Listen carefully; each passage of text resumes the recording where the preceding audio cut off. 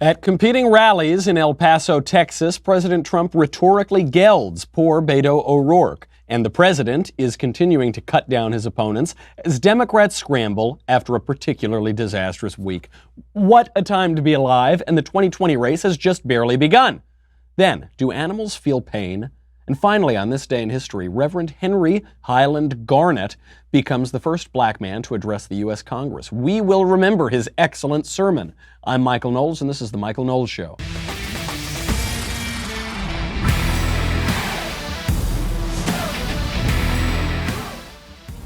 So much to get to today. I wasn't supposed to be with you all today. I was actually supposed to be on the road, but I was able to come back here to LA, so I'm very glad because there is so much to get to. I was in my hotel room in Atlanta last night. I was about to go to bed. We had a great time at Emory University, and I came back and I turned on the TV, and there was President Trump giving his El Paso speech, his El Paso rally, his El Paso wall rally. It was so good.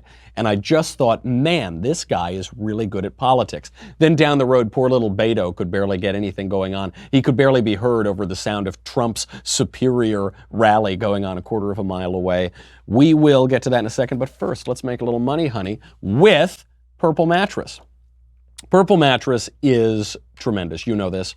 I am an evangelist of Purple. I'm a proselytizer of Purple. It is the best bed that I've ever slept on. Purple Mattress is not an inner spring. It's not exactly a memory foam. It's this new technology. It was developed by a rocket scientist, and it is both firm and soft at the same time. How is that possible? I couldn't possibly tell you. It just feels great. I miss it every time I'm on the road. I love it. I've been recommending it to all of my friends. You should check it out. Purple Mattress also, it will sleep cool. Sometimes beds just get really, really hot even in winter. Purple Mattress doesn't trap the heat like that. You'll just love it. 100-night risk-free trial. If you're not fully satisfied, you can return your mattress for a full refund, backed by 10-year warranty, free shipping and returns, free in-home setup, and old mattress removal. You will love it. And right now, my listeners will get a free Purple pillow with the purchase of a mattress. That's in addition to the great free gifts they're offering site-wide. Just text COFEFE, C-O-V-F-E-F-E, to 474747. That is the only way to get this free pillow. Text COFEFE right now. Do it. C-O-V-F-E-F-E to 474747. C-O-V-F-E-F-E 474747. Message and data rates may apply. This Trump rally was so good.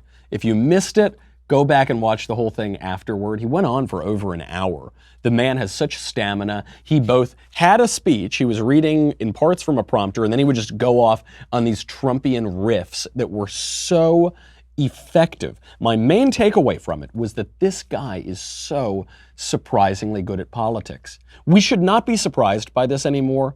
People were tweeting, they said, oh, he really is likable. Oh, he really is somewhat charming. And you think, oh, the guy who was a celebrity for 40 years and then the king of television and then got himself elected to the most important political office in the world on his first try, that guy might be a little charming. I think he is. I think he's slightly charming. You just forget it sometimes. You forget it because the media tell you that he's some bumbling idiot who doesn't know anything about politics. He's never even heard of, energy policy. What is the Congress? He doesn't even know what the Congress is. He's just a big bumbling fool who accidentally keeps finding himself in these incredible situations. He's the Ferris Bueller of politicians, I guess. You can tell he's really good at this political rally game, and you can tell he's getting even better at it. Here is the message that President Trump has found in recent weeks, and he really needs to hammer home. All Republicans should be hammering home on the wall. This one cuts through all of the noise. The biggest proponents of open borders are rich liberals and wealthy donors. These are hypocrites who oppose security for you while living their entire lives. I do too, to be honest with you. I'm guilty. I also live behind walls, okay? They live behind walls and gates and they have guards all over the place. Me too, because I want to be safe and I want to make America safe, if you don't mind. What a great line of attack. This is a very Trumpian setup. This is one of the great setups that helped him in 2016, which is you call out hypocrisy, you call out corruption, Then you say that you also participated in that. You also participated in this elitism.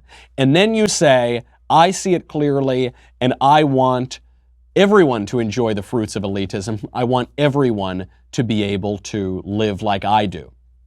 It's an essentially American message. It sort of grants a little bit of a vice, or it's like he's letting you in on a little secret, even though it's not a secret. We all know Donald Trump lived behind walls because he's a billionaire. But it's allowing that connection. It's saying, hey, psst, come here, I got something to tell you. It's rhetorically extraordinarily effective. You saw him do this in 2016. He said, look, I don't need to take anybody's money. I don't need to take money from any of the big donors. Me, I was buying off politicians left and right when I was a developer in New York. Oh yeah, I was buying them all off. Democrats, Republicans, everybody. And I'm telling you, I've seen how it works. I've seen it up close, and I'm not going to be that guy for you. I don't need their money. I'm letting you in on the secret. I participated in that, and it's wrong because some people got to do it and some people don't. It granted access to some people, but not others.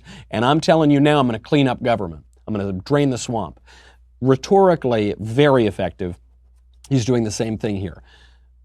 He's saying the people who oppose the wall all live behind walls. This is true 100% of the time. Some live behind really big, giant, gated mansions like Nancy Pelosi, but everybody's got walls. Everybody's got a lock on their door. Everybody's got walls in their house. And these members of Congress, many of them have security. They travel with security. They travel with guys with guns. It's just you who doesn't get to have them. And he's saying, I want to give that to everybody. I want everybody to be just as safe as these hypocrite Democrat billionaires and these donors and these members of Congress. And he's not even just zeroing in on the Democrats because there are donors in both parties. This was always the unholy alliance that gave us illegal immigration, is that Democrats wanted to import them for votes, and the sort of Wall Street Journal Republican set, the Chamber of Commerce Republican set, wanted to import them for cheap labor, so they both would turn a blind eye and in some cases even encourage illegal immigration. Donald Trump's going in and saying, yep, that's a crooked deal, that's a raw deal, they're hypocrites. They're enjoying the fruits of security, you should too. This works for the gun control argument as well. So these guys are hypocrites. They've got armed guards with them at all times. You should be able to be an armed guard for yourself. And you should be able to give your family an armed guard in yourself. You should be able to carry your guns. And I'm going to do that. And it's a totally American message because instead of just tearing down the elite, saying, you billionaires are immoral, like AOC just said, or people who have succeeded are terrible, we should tear them down. That's a very un-American message. Donald Trump gives the American message. He says, yeah, I was buying off politicians left and right, and I'm going to be buying off myself for you. I'm going to be giving you the opportunity. You can buy me off with your votes. I'm unaccountable to all. I'm going to be influenced not by special interests, but by you, the American people. Yeah, I've been living behind gates my whole life, and I'm going to extend that to you so that you can live like the elites. Yeah, the elites get to be behind the protection of armed guards all the time. I'm going to extend that to you. You can live like the elites. A totally uplifting message. And the other advantage for him is there's no actual argument against the wall. So he's pushing really hard right now. He took, excuse me, he took a little bit of a personal popularity hit during that government shutdown. And since then, though, his popularity has really increased and he is going hard at these people. So Beto O'Rourke held a rally down the street. A tale of two rallies. You know, everybody tells me that Beto is a great politician. I've never met Beto in person. I've never seen him personally on the stump or on the campaign trail. But people who were advisors to Senator Cruz and others who saw him up close, they tell me he's a great politician. However, the more light that is being shown on this guy, the less talented he seems. Take a look at this. In one of the safest cities in the United States of America.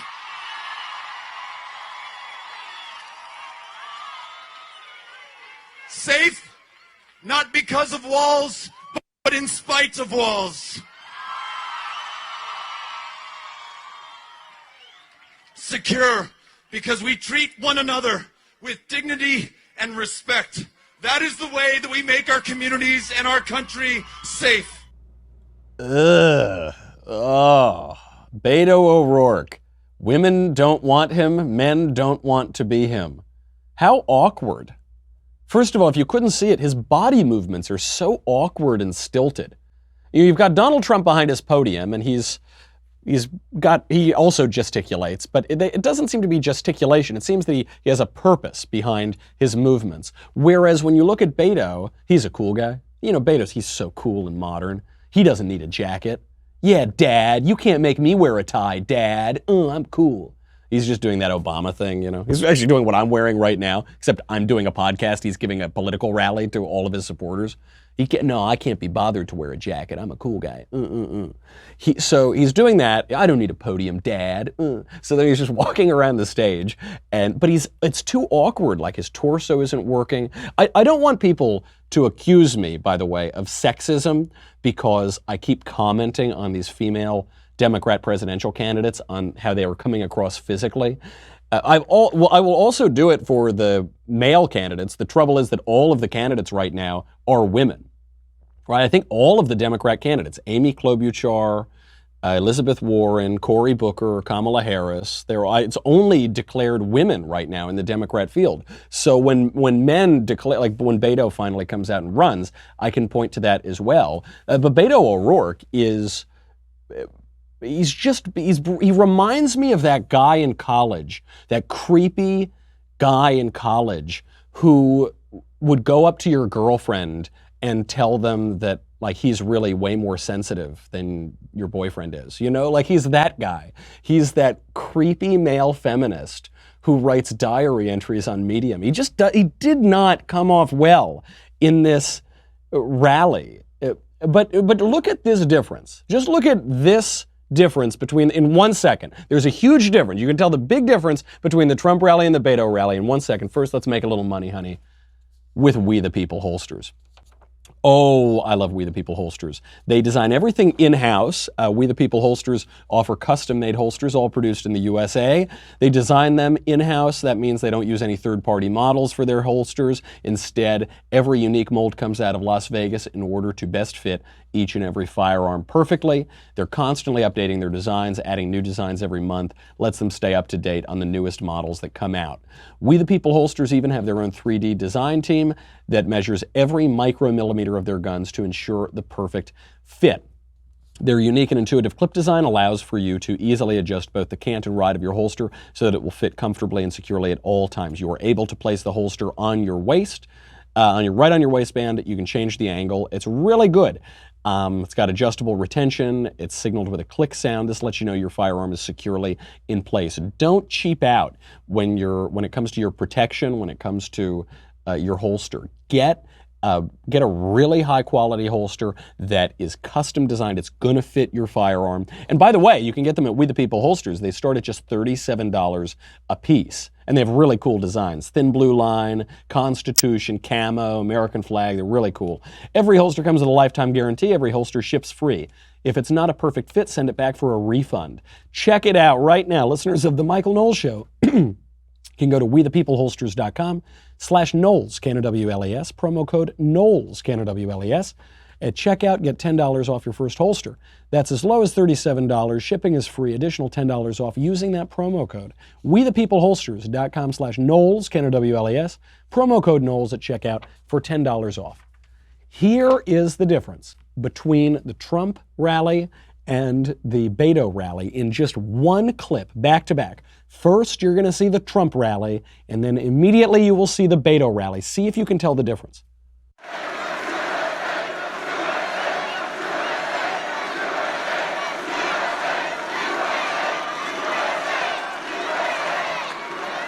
Where the action is.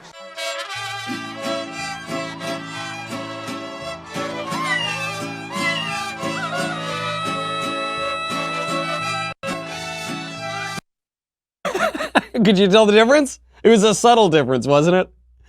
I think that. By the way, I'm not making that up. I know that seems like just the sort of joke I would say that the Trump rally had people chanting USA, USA, and then the Beto rally was a mariachi band.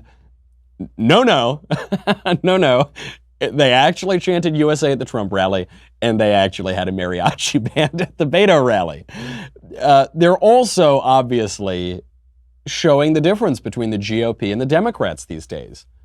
The GOP broadly, I think, always positioned itself as the pro-America party, and the Democrats, at least since the 60s, have been the anti-America party. But at least the Democrats tried to hide it. They're not really hiding it anymore. They're not doing a very good job at it. They're now saying one party, the Republicans, want America to be a country and to remain a country because we like our country and our countrymen. And then the Democrats are saying, bring in the mariachis. Anything that looks American, get it out of here. We want totally open borders. We're ashamed that America exists. It shouldn't exist, and it won't exist for very long if we have anything to say about it. This also gets to a personal difference between both Donald Trump and Beto O'Rourke. Beto O'Rourke is a fraud. His name is a fraud. He pretends to be Mexican. He has this name Beto, but he's fully Irish. He's the most Irish. He's more Irish than Liz Warren is not Indian. And it's kind of this is a weird moment for the Democrats that you've got these racial frauds littering their presidential primary. But of course, the reason for this is because they've embraced an identity politics and an ideology called intersectionality that says that white people are bad. And if white people are bad, then these cynical politicians are going to pretend not to be white people, like Beto O'Rourke. So you've got Beto, who's a race fraud, and then you've got President Trump, who is not a fraud. President Trump is many things. You can accuse him of a great many things. But Donald Trump, what you see is what you get. That guy there is not a lot of distance between him and the voter. Donald Trump, in this rally last night, Donald Trump is so authentic that he actually came out against puppies. He came out, he had been talking about German Shepherds. This is the setup. He was talking about how at the border, they have all of this really cool technology to find drugs. And he said, but none of it's as effective as a German Shepherd. They bring the drug dogs around, and then the drug dogs sniff out the drugs. And then he goes on this rant. He's so authentic that he came out against puppies. You do love your dogs, don't you?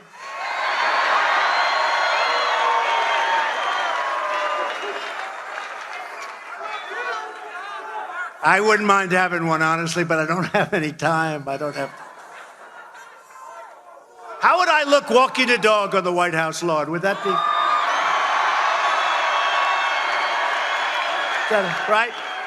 Sort of not for. I don't know. It doesn't. I don't feel good.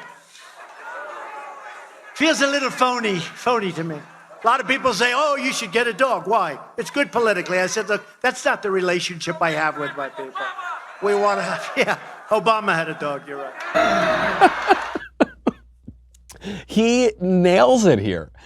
I found this clip so charming because he says, he's talking about dogs, and all these people, I guess, really like their dogs. I mean, who doesn't like dogs? Dogs are man's best friend. He says, oh, you all love your dogs, right? Yeah, we love our dogs. Yeah, maybe, should I get a dog? I don't have time for a dog. He's right, he doesn't have time for a dog.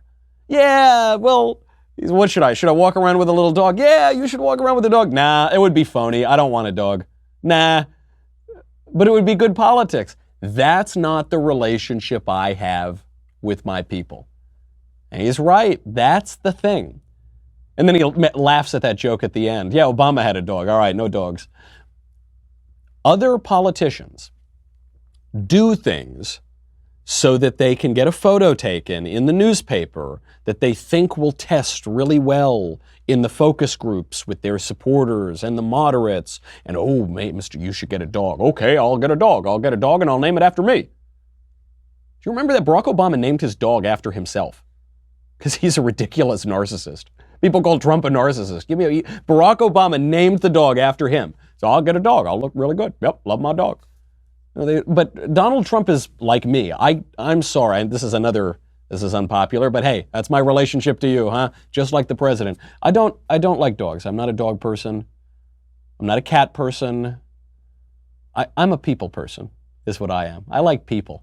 I'm not I like dogs for 5 minutes, and if I go to my friend's house, I can play with the dog, and then go away, because dogs are not reasonable. I can't reason with them. So after a while, I say, okay, that's fine. I don't want to have to stay home and walk them. I don't want to have to, now in LA, because the dogs have taken over the whole city. Now the dogs own people in LA. So when you go to restaurants, it's just all these dogs, and they're all pretend service animals for like little 17-year-old white girls who can't go anywhere without Fluffy. And completely take, but I don't care. I'm with Donald Trump. I don't have time. I'm not that interested. Sorry. Now, most politicians would never say that. It's like coming out against apple pie. Say, yeah, I don't like apple pie. I'm not an apple pie person. Nope.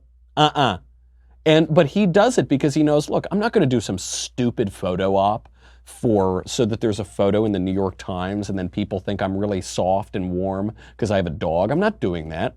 I'm speaking very candidly to the American people and to my supporters, and it works. It totally works. So this rally, this was a really nice way to end my trip on the road. I had been on the road in Raleigh, North Carolina. I was in Atlanta. I was supposed to go to Alabama, but ended up coming straight back. I'd been sick. It had been a really tough week. I was pretty run down. And I see this, and it totally reinvigorated me. And I think it totally reinvigorated his base. And Donald Trump is now on the warpath. He is going hard. His approval rating is going up. And so now he's going hard, not just against Beto, who he was ruthlessly mocking during the rally, but now he's going after Democrat freshman rep Ilhan Omar. She's the one who said that Israel had hypnotized the world and we need to pray to Allah that people's eyes are opened to the evil of Israel. You know, a moderate. She's a moderate Democrat. And so then she came out and said that Jews are just buying off all of the Republicans, all those awful, terrible Jews are just buying them off with their money. And she tweeted out this, how come Republicans support Israel? She said, it's all about the Benjamins, baby, which is also a play on words because Benjamin is a Jewish name. And she's referring to AIPAC, the Israel PAC in America, as if to say the only reason that anybody would ever support Israel is because they're on the hook for Jew money. That's her line. That's her point. She's obviously not a huge fan of the Jewish people or the state of Israel. And she just keeps doubling down in tweet and statement, all of these digs against Jews. And this has become too much for some members of her party, though her party's been pretty silent on anti-Semitism. Donald Trump, feeling strong, coming off a good rally, he's coming out and says she should resign. One other thing I might want to say is that anti-Semitism has no place in the United States Congress. And Congressman Omar is terrible, what she said. And I think she should either resign from Congress or she should certainly resign from the House Foreign Affairs Committee. What she said is so deep-seated in her heart that her lame apology, and that's what it was lame, and she didn't mean a word of it, was just not appropriate. I think she should resign from Congress, frankly. But at a minimum, she shouldn't be on committees, certainly that committee. Beautiful, just coming out, kicking the Democrats while they're down. It's been a very tough couple weeks for Democrats. They've had the Green New Deal, which totally blew up in their face. They've got, Eva Braun as a freshman Democrat Congress. They have a few Eva Brauns, actually, as a matter of fact, because they've got, in the old days, anti-Semitism was mostly a right-wing issue. Obviously, it goes around a little bit, but it was mostly a right-wing issue. They used to say that anti-Catholicism was the anti-Semitism of the left. Now, anti-Semitism is the anti-Semitism of the left. The left keeps trying to portray Donald Trump as a Nazi. They've been doing this now forever. They always do this to Republicans. Every Republican president is Hitler. They did it to Reagan. They did it to Bush. They're doing it to Trump now. So I think Trump was smart to seize on this moment and to really go after this freshman congresswoman. Let's put this into perspective. The state of Israel has named a train station in Jerusalem after Donald Trump. Donald Trump is the only president who has actually kept his promise, though many, many other presidents have promised it. He moved the embassy in Israel to Jerusalem, kept his promise. He has conservative and Orthodox Jews as senior advisors. His daughter converted to Judaism. It's very difficult to make the case that Donald Trump is anti-Semitic. Meanwhile, Democrats just elected their new stars to Congress, Ilhan Omar, praying that Allah open people's eyes to the evils of Israel. Rashida Tlaib, who in her office actually took Israel off the map of the world and replaced it with a sticky note that said Palestine. Palling around with anti-Semites. Barack Obama palling around with Louis Farrakhan, who calls the Jews termites. And they don't get held to account for it because of the mainstream media, so Donald Trump, on the warpath, is using his microphone to do it. And anti-Semitism now is primarily a left-wing problem, and he is really putting the focus on that. Absolutely, this is what he should be doing. It's only going to cause his approval rating to keep going up. It's at, 52%. It's going to keep going up if he keeps this up and the Democrats keep imploding. He's not the only one on the warpath. Cocaine Mitch pulled the best move that he has pulled since the Kavanaugh hearings. We'll get to that in a second, plus a lot more to get to. We've got to get to Kamala Harris smoking pot. But first, you've got to go to dailywire.com. If you're there, thank you very much. You keep the lights on. You keep Covfefe in my cup. If you are not there, please check it out. It costs $10 a month, $100 for an annual membership. You get me, you get the Andrew Klavan Show, you get the Ben Shapiro Show, you get the Matt Walsh Show, you get to ask questions in the mailbag that's coming up on Thursday. You get to ask questions backstage. We're like doing those every day now practically. You get to get another kingdom, but most importantly of all, the Leftist Tears tumbler. You get,